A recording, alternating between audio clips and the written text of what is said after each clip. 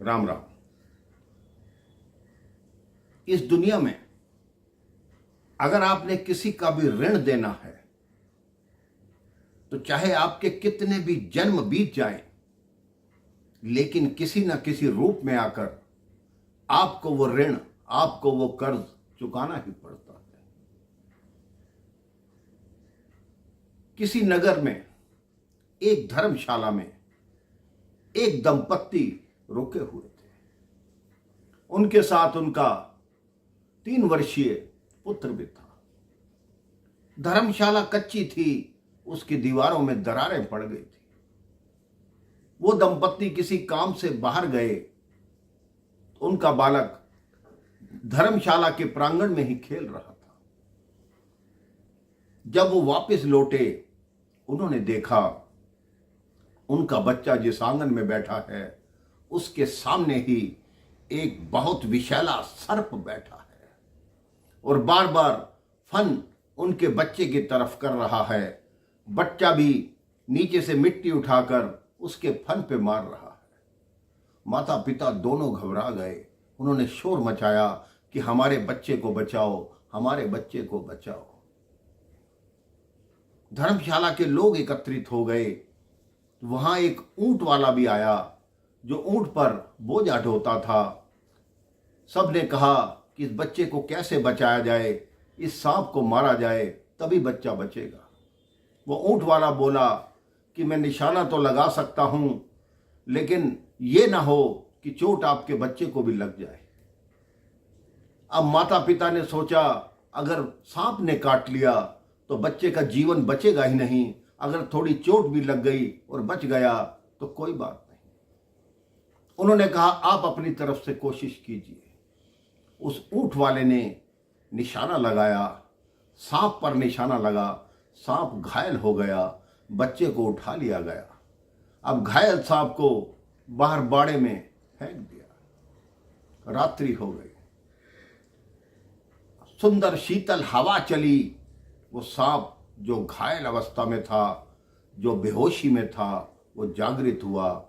उसने आकर उस ऊंट वाले को डस लिया। ऊंट वाले को डस लिया और वो तड़पने लगा।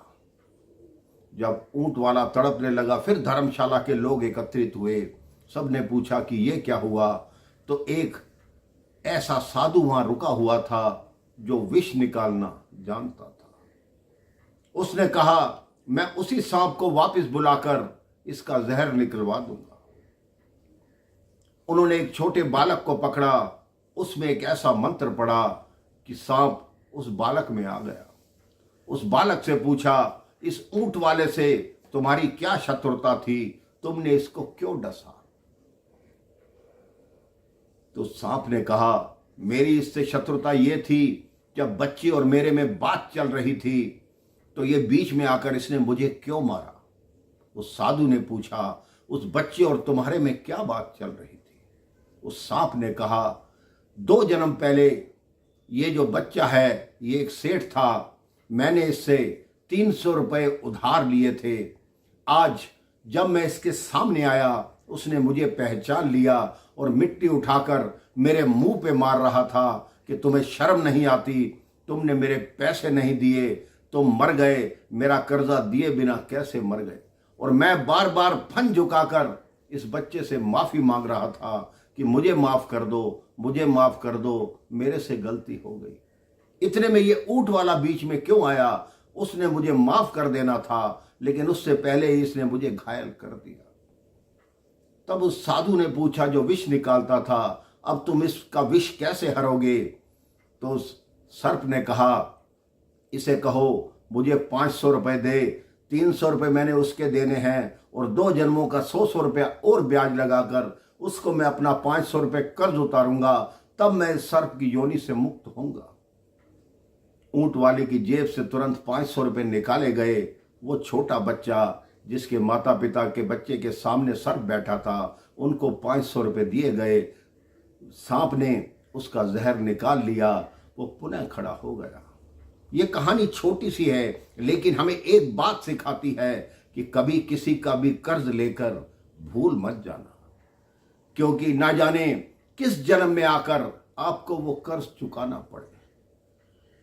जितना धन आपके पास है उसमें खुश रहिए, सुखी रहिए, कोशिश करिए किसी से कर्ज मत लीजिए, लेकिन अगर मजबूरी में लेना भी पड़ा है तो उसको समय के हिसाब से चुका दीजिए। कभी किसी की बद्दुआ मत लीजिए, हमेशा खुश रहिए। जीवन में तभी आप कामयाब होंगे जब अपने असूलों पर पक्के रहेंगे और किसी का लेकर खाकर भूल नहीं जाएंगे। कभी कभी कोई व्यक्ति ऐसे भी होते हैं जिन्होंने किसी का 1 रुपया भी देना होता है तो रात्रि में निद्रा नहीं आती। वही व्यक्ति इस दुनिया में सफल रहते हैं। किसी का लेकर कभी मत भूलिए, खुश रहिए, व्यस्त रहिए, मस्त रहिए। राम राम, जय श्री राम।